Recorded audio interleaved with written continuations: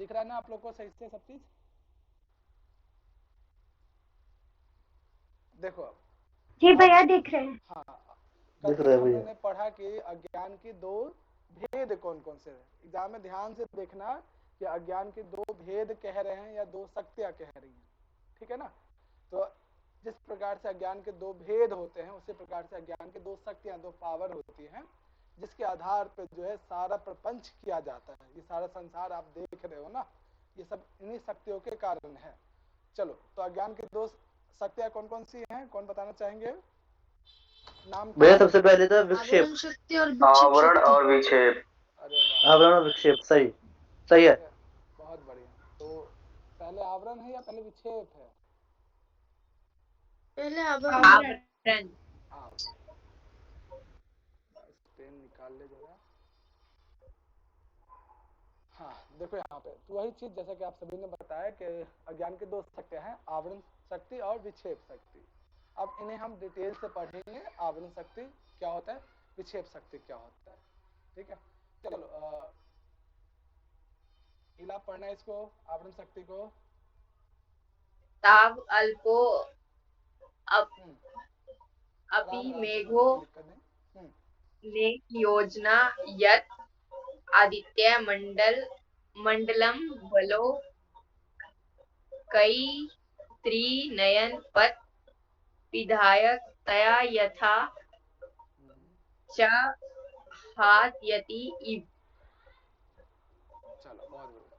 चलो, इस फोटो में आपको क्या दिख रहा है, ऐसा कौन सा तत्व है, ऐसा क्या है जो इसमें दिखाई नहीं दे रहा है? हाँ, पहले बताइए आप लोग, इस फोटो में क्या देख रहे हैं आप लोग?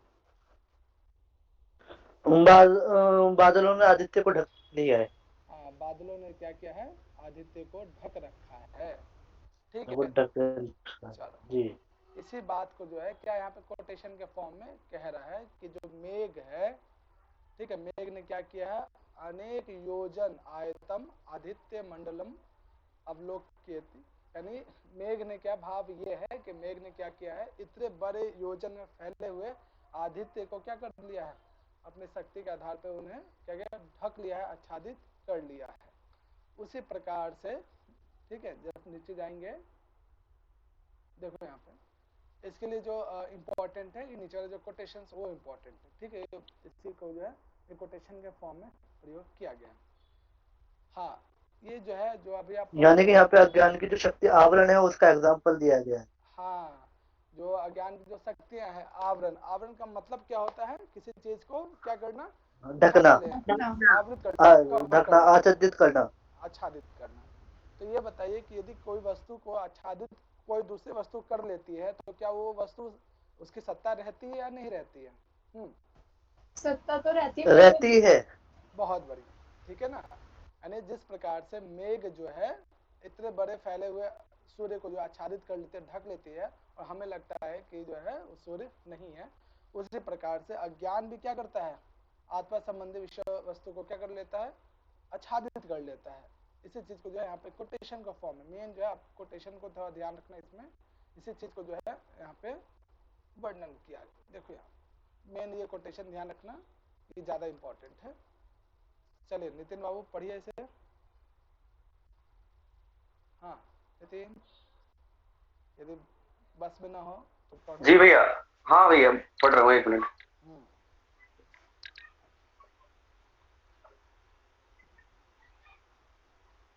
घनक, घनक, ये हन है। हाँ हाँ, घनच हन दृष्टि, दृष्टिन घनच छान्नमकम यथा मन्यते निष्प्रभवम चाति मूढ़ा तथा बद तथा बद्ध वद भाति यो मूढ़ दृष्टे सा नित्य उपलब्धि स्वरूपो हम आत्मा। बहुत बढ़िया। चलो देखो इसमें शब्द विशेष क्या क्या दिख रहा है आपको। पहला है घन, ठीक है। घन किसको कहते हैं, आपने हिंदी में प्रयोग किया होगा, मेघों को। दृष्टि, फिर घन, फिर अर्कम। अर्क किसके लिए प्रयोग किया जाता है? घन मतलब संघन के लिए होता है। घन के लिए, यानी घन मेघ की बात की जा रही है। अर्क किसके विषय में कहा जा रहा है? सूर्य है, अर्कम सूर्य। सूर्य, बहुत बढ़िया। यथा मन्यते कि जिस प्रकार से निष्प्रभम च अतिमूढ़, अतिमूढ़ किसको कहा गया है, किसके लिए प्रयोग किया गया है? मूर्ख के लिए मूर्ख व्यक्ति। हाँ, कि जैसे मूर्ख व्यक्ति को लगता है, क्या लगता है? हाँ, कौन बताना चाहेंगे? मुझे लगता है इसका भाव तो समझ में आ गया होगा। भूमि बताओगे क्या भाव है ऊपर वाली लाइन का?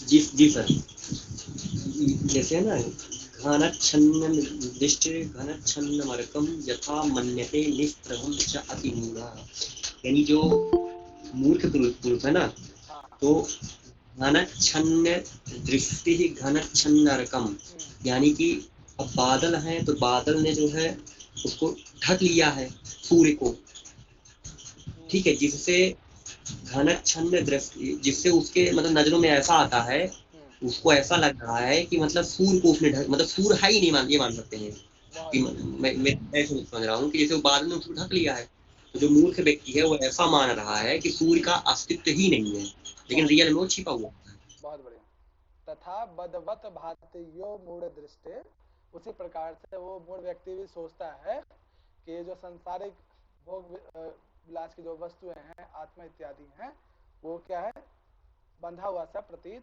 होता है। वास्तव में जो है वो क्या है, नित्य है, वो कभी भी उसका बंधन होता ही नहीं है। ठीक है, इसी चीज को जो है आपने सांख्य कारिका में भी पढ़ा होगा। तो जैसे यहाँ पे एग्जाम्पल के थ्रू दिया जा रहा है कि जिस प्रकार से एक मूढ़ व्यक्ति, जो मूर्ख व्यक्ति, उन्हें लगता है कि बादल ने सूर्य को ढक लिया है और सूर्य, जिस वजह से सूर्य है ही नहीं।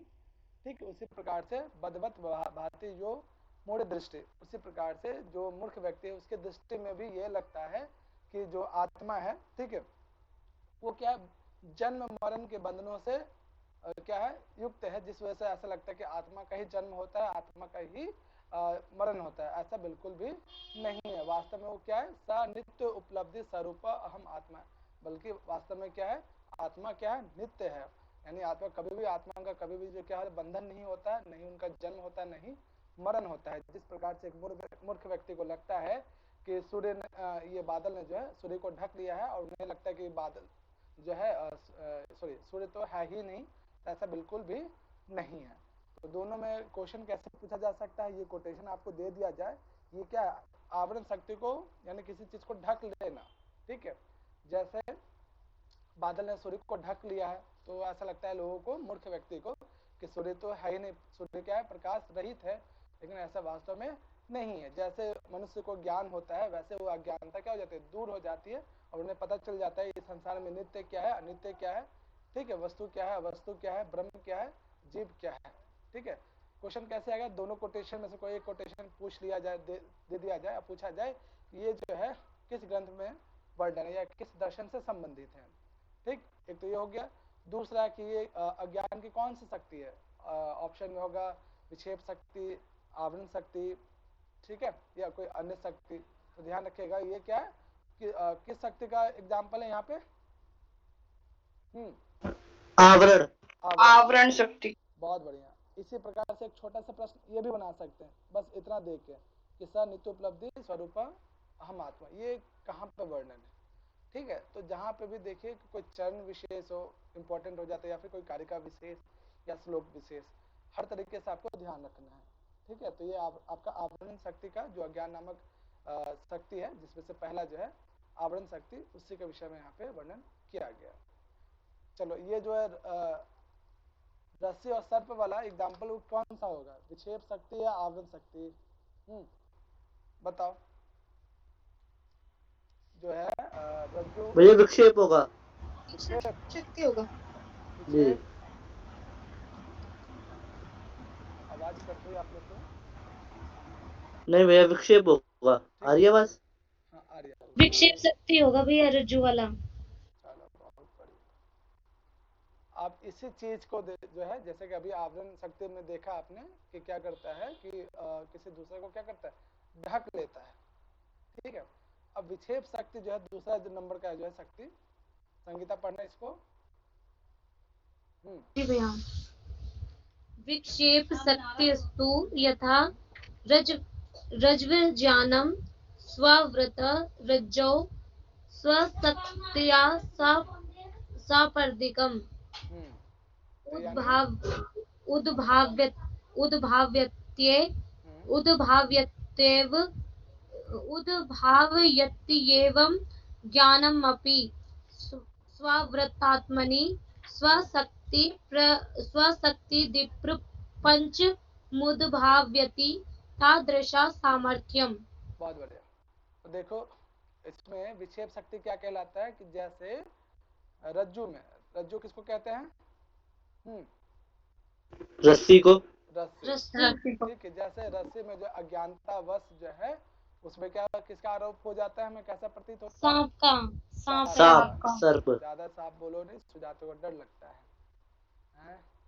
चलो, यानी जिस प्रकार से रस्सी में जो है सर्प क्या हो जाता है? उद्भाव्यति, यानी उसमें जो उत्पन्न हो जाता है अज्ञानता के वश, उसी प्रकार से अज्ञानम अपि स्ववृत्त आत्मनि, उसी प्रकार से आत्मा में भी उन्हें ऐसा लगता है कि उनकी शक्ति के द्वारा, अज्ञान की शक्ति द्वारा प्रपंच, प्रपंच का मतलब क्या है यहाँ पे? प्रपंच ये संसार, सकल जो संसार, हाँ, जो अज्ञान से उत्पन्न यानी माया से उत्पन्न जो संसार है। हाँ, बहुत बढ़िया। यानी उन्हें लगता है कि आत्मा में ही सारा प्रपंच उत्पन्न हो रहा है। ठीक है, तो मैंने इसमें क्या ध्यान रखना है कि विक्षेप शक्ति और आवरण शक्ति का एग्जाम्पल ध्यान रखेंगे। उसमें जो हमने मेघ वाला देखा था, और इसमें जो है क्या देखा, ठीक है, इसमें जो है रस्सी वाला, दोनों एग्जाम्पल जो है आप लोग ध्यान रखेंगे। और साथ ही साथ जितना कुछ भी आप इस संसार में देख रहे हैं, जो कुछ भी देख रहे हैं, ब्रह्मांड से लेकर एक एक चीज जो आप देख सकते हैं, अनुभव कर सकते हैं, वो सब किस शक्ति से निर्मित है? आवरण शक्ति से या विक्षेप शक्ति से? विक्षेप शक्ति से उत्पन्न है वो। विक्षेप। ये जो कोटेशन आप देख रहे हो नीचे में, बहुत बार पूछा गया है, नेट जेआरएफ में भी और डीयू के एंट्रेंस पेपर में भी फिलिंग द ब्लैंक्स दे दिया गया था, और उसके बाद सारा ये सेम टू सेम दिया गया था कि जो लिंग आदि ब्रह्मांड अंतगम जगत सृजित इति, ये कौन सा शक्ति है? तो विक्षेप शक्ति के द्वारा लिंग आदि। लिंग आदि का मतलब क्या है यहाँ पे? यदि आपको सांख्य कार्य का ध्यान होगा तो सूक्ष्म शरीर से जो सृष्टि होती है, सूक्ष्म शरीर जो उसके बाद की जो सृष्टि है वो सब। बहुत बढ़िया। ठीक है, जो सांख्य कारिका में लिंग इत्यादि आपने देखा, वो यानी सूक्ष्म शरीर से लेकर ब्रह्मांड के एक एक जीव जिससे निर्मित है या पूरा संसार है, वो सब विक्षेप शक्ति के द्वारा ही इनका सृजन होता है, सृष्टि होता है। ठीक है, तो ध्यान रखिएगा कि जो आप इस संसार में जो कुछ भी देख रहे हैं, वो सब क्या है? विक्षेप शक्ति का, यानी जो संसार देख रहे हैं विक्षेप शक्ति का ही परिणाम है। ठीक है, अब इसमें जो इम्पोर्टेंट है कि एक तो विक्षेप शक्ति का लक्ष्य ये देख लीजिएगा कि क्या है, शक्ति है किसका? अज्ञान का। दूसरा एग्जाम्पल क्या है, और तीसरा ये वाला जो कोटेशन आप देख रहे हैं बहुत इंपॉर्टेंट है, गलती मत कीजिएगा, आएगा तो एग्जाम में तो। ठीक है, क्लियर यहाँ तक? हाँ बच्चा लोग बोलो। जी भैया। अब देखो कि क्लियर है भैया। किस प्रकार से किसी की शक्तियां जो है वो क्या हो सकते हैं, उपादान कारण क्या है और निमित्त कारण क्या हो सकता है। ठीक है, तो अज्ञान की जो दो शक्तियां हैं, ठीक है, उसमें जो है वो निमित्त कारण क्या होता है, उपादान कारण क्या होता है, इसी बात को जो है यहाँ पे कहा गया। देखो यहाँ देखो, अज्ञान की दो शक्तियां कौन कौन सी है? एक तो आवरण शक्ति और विक्षेप। और एक विक्षेप। विक्षेप।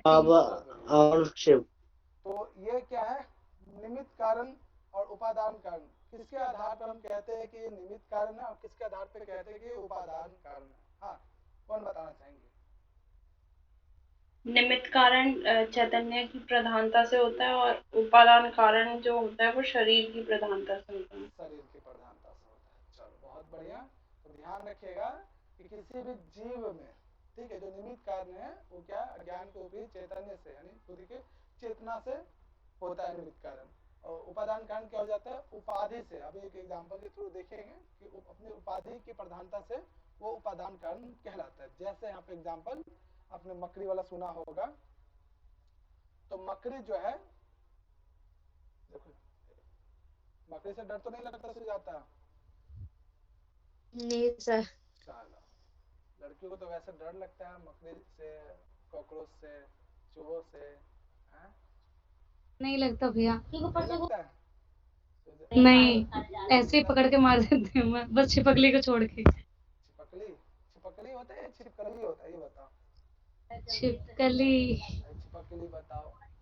हाँ वो मतलब बोलने की लैंग्वेज है थोड़ी, छिपकली अच्छा, बोलते हैं। चलो कोई बात नहीं। इसका मतलब भैया संगीता तो डर के रहना पड़ेगा। हाँ सोच लो। हैं? देखो संस्कृत में मकड़ी को क्या कहते हैं? लूता। लूता। ठीक है। लूता। तो लूता जो है अपने कार्य के प्रति, लूता आपने देखा वो जाल पर आती है, ठीक है। यदि इस मकड़ी में या हमारे शरीर के अंदर चेतना न रहे तो क्या हम कार्य कर पाएंगे, हम अध्ययन कर पाएंगे? ये बताओ। नहीं भैया, नहीं नहीं कर भैया। पाएंगे ना। बहुत बढ़िया। अगर ऐसा होता तो मृत व्यक्ति भी कहाँ सारे काम करता। सही बात है, हैं? तो ध्यान रखना कि अपनी चेतना के द्वारा, अपनी चेतना के प्रधानता के कारण हर व्यक्ति, हर एक जीव क्या है, उसका क्या बन जाएगा? वो निमित्त कारण। ठीक है ना, ध्यान रखिएगा। अपनी चेतना, यदि आपके शरीर में आत्मा ही नहीं रहेगा तो आप क्या करेंगे? कोई कार्य विशेष कर ही नहीं पाएंगे। ठीक है। तो अपने चैतन्य के प्रति कोई भी जीव, जैसे यहाँ पे एग्जाम्पल लूता दिया गया है, ठीक है, कि लूता जो है, मकड़ी जो है, किसी कार्य के प्रति, कार्य उनका क्या, तंतु इत्यादि, जाल इत्यादि निर्माण करना, अपनी चेतना के प्रधानता के कारण वो क्या है? निमित्त कारण। उनकी जो चेतना निमित्त कारण हो गए। और यदि आपका शरीर ही साथ न दे, कई बार आपने देखा होगा कि यार शरीर साथ नहीं दे रहा है मेरा, अर्थात कोई तबीयत खराब हो गई या कुछ ऐसा अंग विशेष में कोई विकार आ गया, ठीक है, तो अपने जिसे सांख्य कारिका में इंद्रिय वध कहा गया है। हाँ, यही बात कर रहे हैं। बहुत बढ़िया। यदि आपके शरीर के किसी अंग विशेष आपका साथ नहीं दे रहा है, ठीक है, तो उस आधार पर हम क्या कहते हैं कि आज शरीर काम नहीं कर रहा है, अर्थात बॉडी में कोई विकार इत्यादि, अर्थात वहां पे क्या है, शरीर यानी फुल जो बॉडी स्ट्रक्चर है वो इंपॉर्टेंट हो जाता है। तो कोई भी जीव या कोई भी व्यक्ति विशेष क्या है, शरीर के प्रधानता के कारण, शरीर के आधार पर वो क्या कहलाएगा? उसका उपादान कारण कहलाएगा। उपादान कारण। ठीक है। तो ध्यान रखिएगा, निमित्त कारण और उपादान कारण क्या है। निमित्त कारण क्या है? अपनी चैतन्य के आधार पे, ठीक है, उसमें अगर चेतना ही ना हो, ठीक है, तो वो क्या हो जाएगा? अपने चेतना के आधार पे वो क्या होता है? निमित्त कारण। और उपादान कारण क्या होता है? शरीर के आधार पे, यदि शरीर ही काम ना करे, ठीक है, तो फिर तो चेतना भी मतलब चेतना और सॉरी निमित्त और उपादान कारण में आपके हिसाब से ज्यादा इंपॉर्टेंट कौन सा है? निमित्त कारण भैया, निमित्त कारण। निमित्त कारण वो इम्पोर्टेंट ठीक है। है।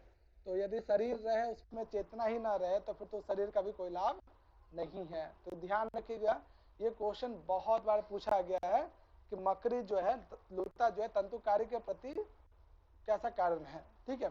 तो निमित्त कारण है, अपने शरीर के प्रधानता से वो क्या है? उपादान कारण है। अभी आप लोग पढ़ाई कर पा रहे हो, देख पा रहे हो, शरीर के प्रधानता से कौन सा कारण होगा?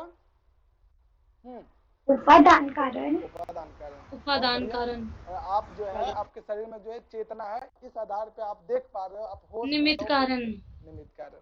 चलो, अरे आप लोग बहुत समझदार हैं। समझदार बच्चों को पढ़ाना ज्यादा आसानी है। लेकिन यहाँ पे ईश्वर को निमित्त उपादान कारण कहा गया है। अभी आगे आएगा। क्या? ईश्वर दोनों होता है। ईश्वर निमित्तोपादान कारण है ब्रह्म वेदांत के अनुसार। अभी दोनों आएगा। तो इसमें जो है चीजें ध्यान रखिएगा, निमित्त कारण कैसे होता है और उपादान कारण कैसे होता है। ठीक है। ऐसा है। तो अभी तक हमने देखा कि अज्ञान की दो शक्तियां क्या है, उसमें विक्षेप शक्ति का क्या एग्जाम्पल है, आवृत शक्ति का क्या एग्जाम्पल है, फिर किस प्रकार से वो निमित्त कारण बनता है, किस प्रकार से वो है उपादान कारण बनता है। ठीक है। यहाँ तक किसी को कोई डाउट, कोई समस्या? नहीं भैया। नहीं भैया। अब यहाँ पे सांख्यकारी का विषय आ गया। हाँ, अब जो आप टॉपिक देखोगे तो लगेगा अच्छा ये तो सांख्यकारी का है, जो 25 तत्व है उसमें। तो मैंने आप लोग को वहां पे कहा था कि 25 तत्वों को क्रम याद रखने के लिए, ठीक है ना। तो देखते हैं कितना आप लोग को याद है। अब यहाँ पे जो है, अब सृष्टि का निर्माण होगा। ठीक है। जैसे कि आपने वहां देखा कि पुरुष का प्रकाश प्रकृति पे पड़ता है तो प्रकृति क्या एक्टिव हो जाती है। एक्टिव जब होता है तो इंसान क्या होता है? JRF की तैयारी करता है। वैसे प्रकृति क्या करती है? 23 प्रकार के तत्वों को उत्पन्न करता है। सेम चीज यहाँ पे, बस विषय वस्तु अलग है थोड़ा सा। ठीक है। वहां पे पंच महाभूत लास्ट में उत्पन्न होता है, यहाँ पे वो पहले उत्पन्न होता है। ठीक है। तो देखिए यहाँ पे कि जो आपने विक्षेप शक्ति देखा था, विक्षेप शक्ति के कारण क्या होता है? सारे संसार इत्यादि निर्माण होता है। ये चीज हमने देखा ही। ठीक है। यानी पूरा संसार ब्रह्मांड, एक एक जीव, चाहे वो सूक्ष्म शरीर हो या स्थूल शरीर, सब विक्षेप शक्ति के द्वारा ही उत्पन्न हुआ है। यहाँ तक ये बात तो आप जानते ही हैं। हाँ जी, हाँ या ना? जी भैया। ठीक है, उसमें भी ध्यान रखिएगा विक्षेप शक्ति का कौन सा गुण प्रधान होना चाहिए? तमः प्रधान। ठीक है, यानी तमोगुण वाला जो विक्षेप शक्ति है, ठीक है, उसी विक्षेप शक्ति के द्वारा ही जो है क्या होता है, संपूर्ण सृष्टि का निर्माण होता है, अर्थात आकाश इत्यादि की उत्पत्ति होती है। तो ध्यान रखिएगा इसमें कि जो विक्षेप शक्ति है कैसा होना चाहिए? तमः प्रधान। तमः का मतलब तमस गुण। आप लोग ये बताइए कि सांख्य कारिका के अनुसार तमस गुण के क्या लक्षण है? तमोगुण जो होता है भैया, वो दुख का वो होता है, मतलब उससे दुख की प्रवृत्ति होती है, और जो उसमें दुख की, अच्छा, मैं बताऊं मैं भैया, सॉरी उसकी होती है मोह की। तमस से मोह की होती है, रजो से दुख की होती है, सत्व से सुख की होती है। हाँ चलो, और उसका क्या बेनिफिट क्या है? बेनिफिट उसका क्या लाभ है? तमस गुण का होना क्यों जरूरी है किसी व्यक्ति विशेष पे? कौन बताना चाहेंगे? मैं बताऊं या रहने दूं? कोई और बताएंगे? हाँ, नेहा बताओगे? तमस गुण का अभी तो इन्होंने बताया कि मोह है, दुख है, और ये जो है सत्वगुण, इन तीनों का देख लिया। तमस गुण किस प्रकार से लाभकारी हो सकता है? क्यों जरूरी है किसी व्यक्ति में एक तमस गुण भी? बताओ बताओ विषय भैया, आराम लेने के लिए। हाँ बताओ। भैया तमोगुण जो होता है ना, वो नियामक होता है, मतलब कि नियंत्रण करने वाला होता है। और यहाँ पे जिस तमा प्रधान की बात की जा रही है, उसी तमा प्रधान को वहां पर भूतादि है तमा कहा गया है। ठीक है, तो आप लोग ना देखो, अगर रिवीजन नहीं करोगे, बताओ जून में एग्जाम होने की संभावना है, ठीक है, और अभी अप्रैल चल रहा है, 16 तारीख हो गया है, पता भी नहीं चलेगा ये अप्रैल कैसे चला गया, खत्म हो गया। ठीक है, तो आप लोग देखो, मैं ये बिल्कुल नहीं कहता हूँ कि मैं 100% करा ही दूंगा एग्जाम से पहले सिलेबस, जितना मैक्सिमम टू मैक्सिमम होगा अपन मेरे तरफ से जो है ना पूरी कोशिश रहेगी कि मैक्सिमम टू मैक्सिमम सिलेबस जो है अच्छे से आप लोग को बता सकूं। जितना हम लोगों ने क्लास में किया है एटलीस्ट कम से कम उससे प्रश्न ना छूटे। दूसरी बात है कि जितना कुछ हम लोगों ने डिस्कशन कर चुके हैं, जो भी टॉपिक्स कवर हो चुका है, उसे भी रिवाइज रखा कीजिए, ठीक है ना? नहीं तो अन्यथा इस पढ़ाई का ये समय देने का आपका कोई लाभ नहीं होगा। ठीक है, तो चीज़ों को रिवाइज करना शुरू कर दीजिए, और आप लोग को नोट्स शायद सब पहुंच गया होगा आप लोगों के पास। ठीक है, जो कमी होगा नोट्स मैं आप लोगों को उपलब्ध करा दूंगा, जो जिसमें आपको लगता है कि समझने की आवश्यकता नहीं, उसमें जो है स्मरण करने की जरूरत है। ठीक है, तो पढ़ना शुरू कर दीजिए आप लोग, और सिर्फ ये क्लास के भरोसे बिल्कुल भी नहीं रहना कि 1 घंटे सुबह 1 घंटे शाम की क्लासें जो है मेरा हो जाएगा, तो ऐसा बिल्कुल भी नहीं। आप लोग सेल्फ स्टडी कीजिए जरूर, ठीक है ना? सेल्फ स्टडी बहुत। हाँ, कुछ कह रहे हो? सर आपकी वॉइस ब्रेक हो रही है, सिर्फ मुझे हो रही है या सभी को हो रही है? सबको हो रही है क्या? नहीं तो अभी नहीं हो रही, पहले हो रही थी, तो ठीक है। क्लियर है। हाँ, बोलिए, एक बार फिर से रिज्वाइन करना। तो बच्चा लोग आप लोग प्लीज पढ़ाई किया कीजिए, सेल्फ स्टडी जितना ज्यादा से ज्यादा कर सकते हो आप लोग, खुद से कितना मेहनत करते हो यहाँ पढ़ने के बाद, वो इम्पोर्टेंट हो जाता है। ठीक है ना? तो अच्छे से पढ़ाई कीजिए। देखिए यहाँ पे जो तमो गुण प्रधान वाला विक्षेप शक्ति है, उसी से जो है सारा संसार अर्थात आकाश इत्यादि की जो है उत्पत्ति होती है। अब किससे क्या उत्पन्न होता है, इसका एक क्रम है, जैसे कि आपने वहां पे देखा था सांख्य कारिका में, तो मैंने आप लोगों को बोला भी था कि इनको जो क्रमबद्ध तरीके से याद करेंगे आप सभी। चलो, सबसे पहले क्या उत्पन्न हो रहा है यहाँ पे, जो सूक्ष्म अवस्था में उत्पन्न हो रहा है, क्या है, क्या दिख रहा है आपको? आकाश से उत्पन्न होता है। हाँ, अगला नंबर किसका है? देखो, आकाश से वायु हो रहा है भैया। वायु से अग्नि उत्पन्न हो रहा है, अग्नि से नीचे जल उत्पन्न हो रहा है, और उससे पृथ्वी उत्पन्न हो रही है।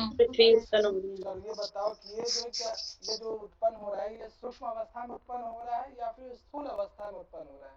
ऐसे ही, मतलब ये बहुत डीपली हो गया, बस ऐसे पूछ रहा हूँ। सूक्ष्म अवस्था में। सूक्ष्म भैया, सूक्ष्म अवस्था में। ऐसा जो है पॉसिबल ही नहीं है कि सीधे स्कूल में बना दे या लैब वगैरह में टेस्ट करके बना दे। ठीक है, तो ये सभी क्या सूक्ष्म अवस्था में। ठीक है, एक सदानंद जो है उनका विचार है कि ये विक्षेप शक्ति के द्वारा ही क्या हो रहा है, ये सारी आकाश इत्यादि जो सूक्ष्म अवस्था में जो है उत्पन्न हो रहा है। ये भी क्या अज्ञान के उपहित चैतन्य से उत्पन्न होने वाला, जिसमें पहला नंबर पे क्या है आकाश, फिर आकाश से वायु, वायु से जो है आपका तेज या अग्नि, अग्नि से जल, जल से पृथ्वी। ये क्रम याद रखेंगे, ऐसा नहीं कि आप क्रम बिल्कुल मत कीजिएगा इसको, नहीं तो दिक्कत हो जाएगा आपको। ये यहाँ याद कर लोगे आगे भी इसका काम आएगा, ठीक है। यही कोटेशन के रूप में ऊपर प्रयोग किया गया। बस ये ध्यान रखिएगा कि किस प्रकार के विक्षेप शक्ति से, सत्व गुण वाला, तमस गुण वाला या फिर रजस गुण वाला। तो ध्यान रखिएगा ये तमस गुण वाली की बात की जा रही है, ठीक है ना। चलो अगला जो है इसी में जस्ट नीचे जाओगे तो देखो यहाँ पे क्या भाव है इसका, क्या बताना चाहेंगे, कौन बताना चाहेंगे?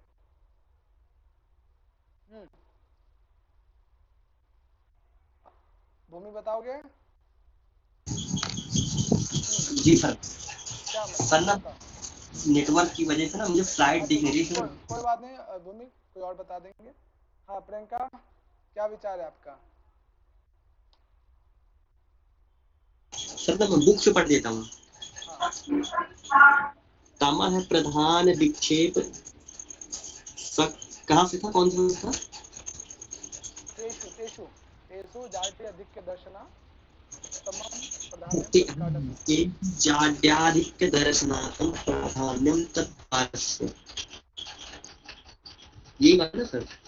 उनमें जात की अधिकता से जाड्याधिक्य दर्शनात् तमः प्राधान्य, जड़ता की अधिकता से अधिकता के दर्शन के कारण तमः प्राधान्यम तत्कारण, तम ही उसका प्राधान्य कारण है। अर्थात उन सब में तो तेषु किसके लिए प्रयोग किया गया है, कौन बताना चाहेंगे? महाभूत, जो आकाश वायु आदि, सिर्फ तमोगुण। नहीं ये जो मैं कह रहा हूँ कि तेषु जाड्य आधिक्य दर्शन तमः दर्शन तमः प्रधान, तो उसमें तेषु किसके लिए बात की जा रही है? जो आकाश वायु अग्नि जल और पृथ्वी थे, क्योंकि वही सीक्वेंस चल रहा है ना। बहुत बढ़िया, ठीक है। तो उसमें जो भी जड़ता दिखाई देता है उसका कारण क्या है, क्या कारण है? तमोगुण का आधिक्य। हाँ, तमोगुण की अधिक मात्रा होने के कारण उसमें जड़ता दिखाई देता है। किसमें? तेषु किसकी बात की जा रही है? जो अभी आपने आकाश इत्यादि से पंच महाभूतों की सूक्ष्म अवस्था के बारे में बात हो रही है। पृथ्वी इत्यादि यानी पंच महाभूत की सूक्ष्म अवस्था, ठीक है, उसकी बात की जाए तो ध्यान रखिएगा तेषु पद किसके लिए प्रयोग किया गया है। चलो नीचे विशाल पढ़ना नीचे वाला कोटेशन। जी भैया पढ़ता हूँ, एक मिनट पूरा बंद कर दूं। हाँ एतान्येव सूक्ष्म भूतानि तन्मात्राण्य पंचीकृतानि चोच्यन्ते एतभ्य सूक्ष्म शरीराणि स्थूल भूतानि चोत्पद्यन्ते। क्या मतलब है विशाल? मैं बताता हूँ। इनकी जो सूक्ष्म भूत है, यानी कि जैसे ये आकाश इत्यादि है, इनका जो सूक्ष्म भूत है, मैं पहले ही बताना चाहता था, इनका जो सूक्ष्म अवस्था है आकाश इत्यादि, इनकी जो सूक्ष्म अवस्था है, इन्हीं सूक्ष्म अवस्थाओं को तन्मात्राएं कहते हैं, ठीक है। और ये जो तन्मात्राएं होती है जब ये उत्पन्न होती हैं तो ये अपंचीकृत होती हैं, ठीक। उसके बाद जब अपंचीकृत के बाद जब ये उत्पन्न होती है तो इन्हीं से जो है सूक्ष्म शरीर और स्थूल शरीर उत्पन्न होते हैं। अब आगे जाके ना पंचीकरण का टॉपिक आएगा, उसमें ये बताया जाएगा किस तरह से जो है पांचों गुण पांचों के वो हो जाते हैं। बहुत बढ़िया, ठीक है। तो आगे चल के हम लोग पंचीकरण प्रक्रिया पढ़ेंगे कि कैसे सूक्ष्म अवस्था वाला जो पंच महाभूत है वो कैसे स्थूल अवस्था में कन्वर्ट होता है, ठीक है। वो इस बारे में अभी बता सकता हूँ या रहने दूं? नहीं रहने दीजिए, ठीक है। तो इसमें क्या क्या ध्यान रखना है, एक तो ये वाला जो कोटेशन है तेषु वो ध्यान रखिएगा। उसके बाद जो है ये जो क्रम है किस क्रम से उत्पन्न हो रहा है और किस विक्षेप शक्ति से, तमः प्रधान या सत्व प्रधान या रजो प्रधान, तो ये ध्यान रखिएगा, ठीक है। अब इसमें जो अपंचीकृत आया है, ठीक है, इसी बात को जो आगे चल के वो पंचीकरण प्रक्रिया पढ़ेंगे, कब आकाश में कौन सा तत्व होता है या पृथ्वी में कौन कौन सा तत्व है, किसका कितना अंश है, ठीक है। इसमें जो एक शब्द आया था सूक्ष्म शरीर, जो आपने सांख्य कारिका में बहुत पढ़ा होगा। चलिए सांख्य कारिका के अनुसार सूक्ष्म शरीर के क्या क्या लक्षण हो सकते हैं, कोई एक दो बताओ, कौन बताना चाहेंगे? भैया मैं बताऊं? नहीं विशाल, और बच्चों को मौका मिलना चाहिए। हाँ, कौन बताएंगे? सांख्य कारिका के अनुसार सूक्ष्म शरीर का लक्षण क्या क्या उनके बारे में आप जानते हैं? अब मुझे नाम लेना पड़ेगा, अपने मन से बताना चाहेंगे आप लोग? ये जो सूक्ष्म शरीर है वो हमारी वो ज्ञान इंद्रिया, कर्म इंद्रिया, ये हाँ, संगीता और विशाल के अतिरिक्त निहारिका बताओ, सांख्य कारिका के हिसाब से सूक्ष्म शरीर के लक्षण क्या हैं, उनके बारे में आप क्या जानते हैं? अब निहारिका बोलेगी नहीं। हाँ निहारिका, इला,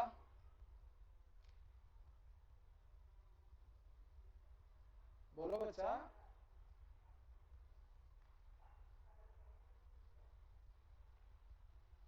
क्या हो गया इला, कुछ बोल नहीं रही हो? दीपिका बताओगे? जी भैया। भैया जो सूक्ष्म शरीर है वो जो है स्थूल शरीर का आश्रय होता है, और वो जो स्थूल शरीर है जब तक उसको मोक्ष नहीं मिलता तब तक वो सूक्ष्म शरीर के साथ रहता है, मतलब जो आत्मा। और क्या लक्षण है? 5-6 लक्षण आपने हम लोगों ने डिस्कशन किया था ना। और बताओ, कितने तत्व की आवश्यकता होती है सांख्य कारिका के हिसाब से? 18 तक। जब मैं इला और पूछा तो बताया नहीं हैं? सांख्य कारिका के अनुसार सूक्ष्म शरीर में कितने तत्व होते हैं? 18। ऐसा कौन सा तत्व है जो वेदांत सार में नहीं है? अहंकार। अहंकार, यानी अहंकार यहाँ भी पे वहाँ पे जैसे हम लोगों ने डिस्कशन किया था कि वेदांत सार में 17 ही होते हैं, यानी उसमें अहंकार नहीं होता है, लेकिन सांख्य कारिका में 18 तत्व होते हैं, उसमें अहंकार सहित होता है। ठीक है तो भैया वेदांत में ना हाँ, ये जो अहंकार का कार्य है, अहंकार का जो कार्य है, ये मन में अंतर्भाव कर लेते हैं। बिल्कुल बिल्कुल। ठीक है, चलो तो इसी चीज को जो है यहाँ पर सूक्ष्म शरीर देखे हुए, चलो आप लोग याद कर लीजिए, पढ़िए चीजों को, रिवाइज कीजिए ज्यादा से ज्यादा। ठीक है, अब बताओ, सूक्ष्म शरीर के लक्षण याद नहीं होगा, कैसे काम चलेगा वहाँ पे? भैया तो ये प्रश्नोत्तर मैं दे दूंगा अब। नहीं नहीं, रहने दीजिए। चलिए देखिए, यहाँ पे सूक्ष्म शरीर जो है 17 सप्तदश अवयवानी, यानी 17 अवयव या तत्व की आवश्यकता है। लिंग शरीर क्या होता है विशाल? लिंग शरीर किसे कहते हैं? सूक्ष्म शरीर को ही तो लिंग शरीर कहेंगे। बहुत बढ़िया। और इसमें कौन कौन से अवयव है? पंच ज्ञानेंद्रियां, जो आपने पहले से पढ़ा है, बुद्धि और मन जी। इसके लिए सूक्ष्म शरीर, इसके लिए सांख्य कारिका में आया था महदादि सूक्ष्म पर्यंतम। बहुत बढ़िया। ठीक है, तो ये टोटल कितने हो गए? 17। इसके बारे में ज्यादा डिस्कशन नहीं करूंगा, आप लोगों को मैंने वहाँ पे बता रखा है। ठीक है, ज्ञानेंद्रिय क्या है, कर्मेंद्रिय, बुद्धि, मन इत्यादि क्या है। ठीक है, इसी चीज को जो है यहाँ पे अब जो इम्पोर्टेंट है इसमें कि जो ज्ञानेंद्रियां हैं, कौन कौन सी ज्ञानेंद्रियां होती है नेहा? बताओ नेहा।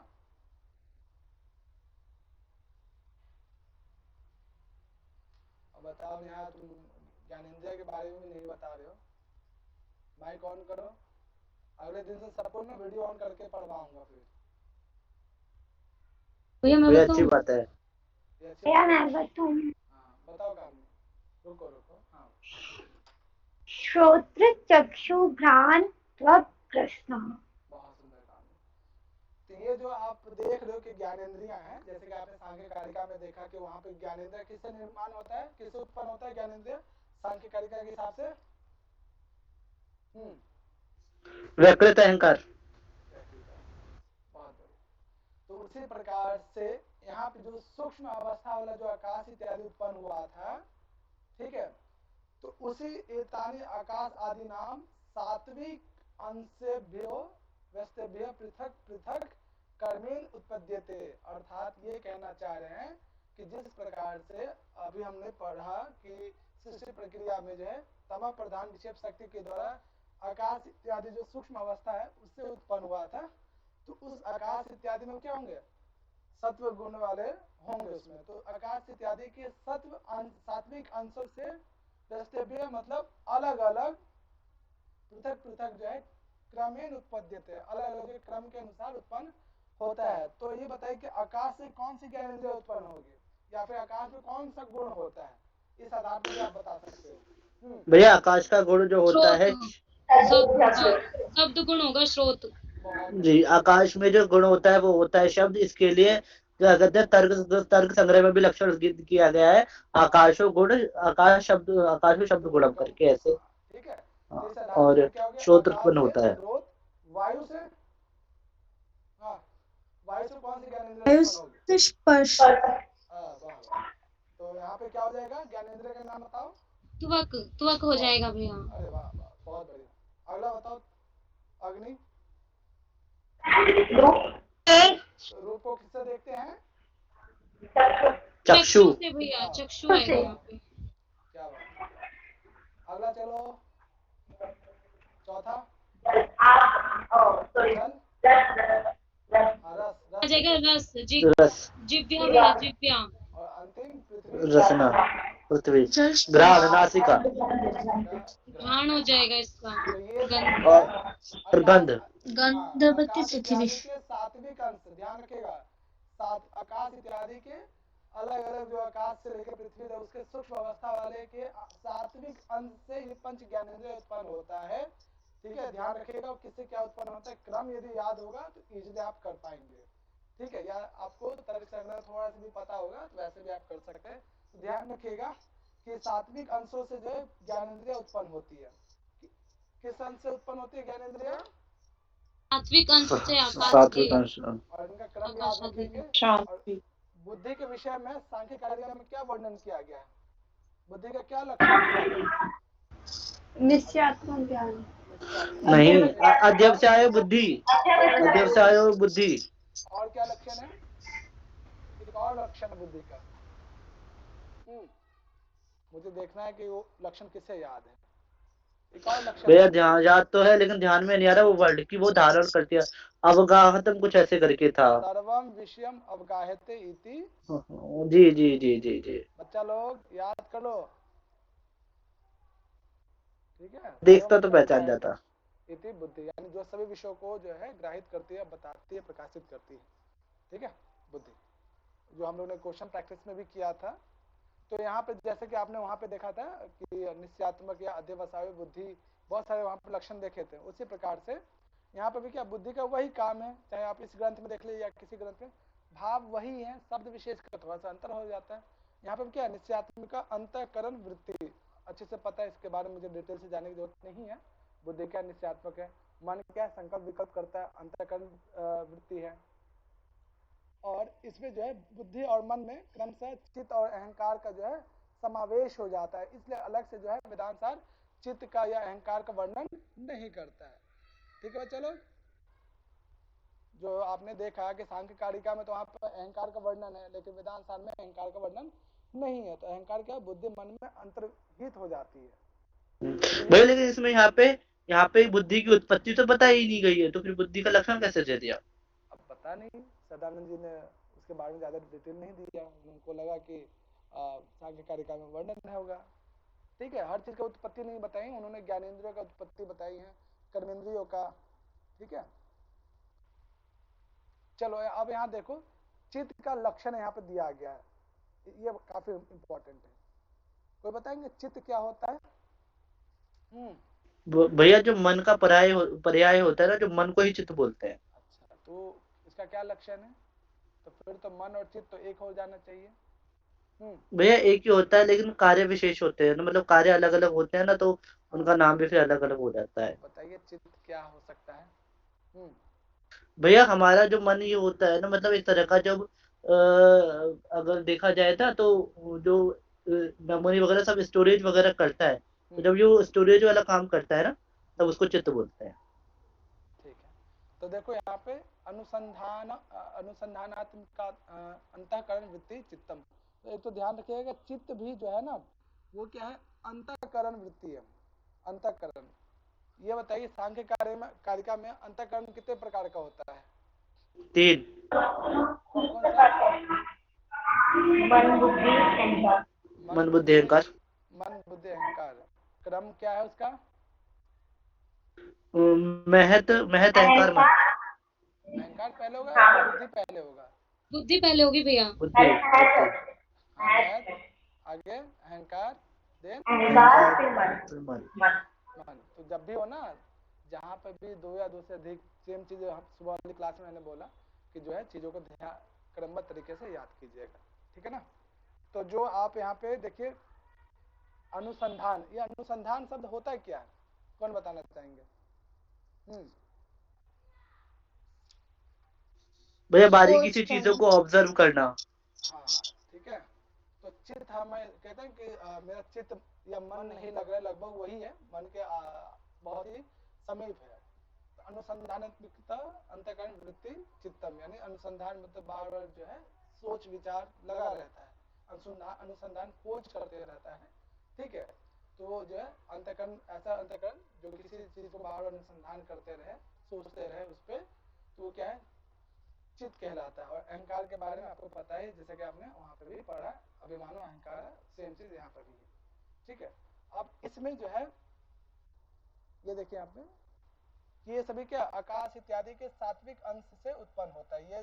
ये चीज जो आपने अभी देखा, ये भी क्या आकाश इत्यादि के सात्विक अंशों से, ज्ञानेंद्रिया भी, यानी कि चित्त अहंकार मन और बुद्धि, ये भी आकाश के सात्विक। अच्छा समझ गया। ध्यान रखिएगा कि जिस प्रकार से ज्ञानेंद्रियां जो होती हैं, ठीक है, आकाश इत्यादि के सात्विक अंशों से उत्पन्न होता है, उसी प्रकार से बुद्धि, मन, चित्त और अहंकार, ये सभी जो है आकाश इत्यादि के सात्विक अंश से ही उत्पन्न होता है। ये चीजें याद रखें। कंफ्यूजन तो नहीं हो रहा अभी तक? नहीं भैया। पेपर 1 नहीं भैया। पेपर 1 तो नहीं है ना? नहीं भैया। चलो ये बताइए, ये जैसे कि हमने देखा है कि आकाश इत्यादि में जो है जड़ता इत्यादि अधिक होता है, जिस कारण हम कहते हैं कि वो सब क्या है, तमोगुण से युक्त होता है, या तमोगुण से वो उत्पन्न हुआ है। उसी प्रकार से ये जो बुद्धि है, मन है, चित्त है, अहंकार है, ये क्या करती है, विषयों को क्या करती है, प्रकाशित करती है, विषयों को क्या करती है, बताती है। इसलिए क्या है, प्रकाशितम सात्विक अंश कार्यत्व, यानी इसलिए हम कहते हैं एतेषाम। एतेषाम का मतलब क्या है, किसके लिए प्रयोग किया गया एतेषाम? ये सभी जो है बुद्धि, अहंकार, मन वगैरह। हाँ, यानी कितने तत्व आ जाएंगे? चारों। ये चारों क्या, एतेषाम यानी कि बुद्धि, अहंकार, मन इत्यादि और ज्ञानेंद्रिय सहित। बहुत बढ़िया। यानी प्रकाशकत्व होता है, अर्थात चीजों को प्रकाशित करता है, इसलिए हम कहते हैं। और सत्वगुण का लक्षण भी क्या है, प्रकाशकम, जो आपने सांख्य कारिका में पढ़ा, ठीक है। इस आधार पर हम कहते हैं कि जो इसमें सात्विक अंश विद्यमान होता है। तो ये सब जितना कुछ भी अभी हमने पढ़ा, चाहे अहंकार के बारे में, चित्त के बारे में, बुद्धि के बारे में, मन के बारे में, या फिर ज्ञानेंद्रिया किस अंश से उत्पन्न होती है, बुद्धि किस अंश से उत्पन्न होता है, सूक्ष्म शरीर में कितने तत्व की आवश्यकता है, उसके बाद जो है सूक्ष्म शरीर का क्या क्या लक्षण है, ठीक है, ये सभी आप लोगों ने देखा अभी तक। इसके बाद जो है भैया मेरे को एक चीज पूछनी है, जैसे हमने सांख्य कारिका में पढ़ा था कि व्यक्त तत्व से गुण उत्पन्न होते, 3 गुण, और 3 गुण से बुद्धि, बुद्धि से फिर अहंकार, अहंकार से मन, और मन से ज्ञान इंद्रिया, कर्म इंद्रिया, तन मात्राएं, पंच महाभूत, ये सब उत्पन्न होता है। तो इसी तरीके से यहाँ पे भी ये चीज हमें यही बता रहे हैं ना कि जो ये आकाश आदि, ये जो 5 तत्व, जो आकाश आदि जो तत्व हैं, इनसे हमारे ये अलग अलग, अभी जो आपने ऊपर बताया था कि श्रोत, शब्द, त्वक, स्पर्श, ये उत्पन्न हुए, और इनसे हमारे मतलब कि मेरा पूछने का मतलब यहाँ पे ये है कि जैसे आकाश, वायु, अग्नि, जल, ये है, इनमें सब में अपना अलग अलग गुण होता होगा। इन गुण से ये बुद्धि, मन, ये सब अलग अलग हो गए, जैसे उसमें पढ़ा था सेम प्रोसेस यहाँ पे भी वही हो रहा है। ठीक है, बस इसमें ये ध्यान रखना है कि किस किस अंश से क्या क्या उत्पन्न हो रहा है, ठीक है ना। तो दोनों को तुलनात्मक दृष्टिकोण से पढ़ना, जब भी पढ़ना, सांख्य कारिका या वेदांत सार, जो कॉमन सब्जेक्ट है, कॉमन जो टॉपिक है, दोनों में तुलनात्मक दृष्टिकोण से पढ़ेंगे तो बहुत आपको बेनिफिट मिलेगा इसको, ठीक है। कल हम लोग पढ़ेंगे इसके विषय में आगे जो टॉपिक है कि विज्ञान में कोश क्या है, आनंदमय कोश क्या है, ठीक है, मनोमय कोश क्या होता है, बहुत ही सिंपल है, इसमें आप देख सकते हो। उसके बाद जो है अगला जो कोश है पंचवायु, जो आपने पहले भी पढ़ा है पंचवायु के बारे में। हमारे शरीर में पंचवायु का स्थान कहाँ पे है, कैसे हमें पता चलता है कि ये प्राण वायु है या अपान वायु है, ठीक है। ये पंचवायु के बारे में देखेंगे, पंचवायु का क्या रोल है हमारे शरीर में, ठीक है। उसके अलावा पंचवायु के अलावा अतिरिक्त 5 वायु और होती है, ठीक है। ये सब हम लोग कल के क्लास में देखेंगे, और अंतिम जो है प्राणमय कोश इत्यादि क्या होता है, ठीक है। तो चलो बाकी इसके बाद जो विषय वस्तु है कल हम लोग इसको पढ़ेंगे, उसका उन 5 वायु को उपप्राण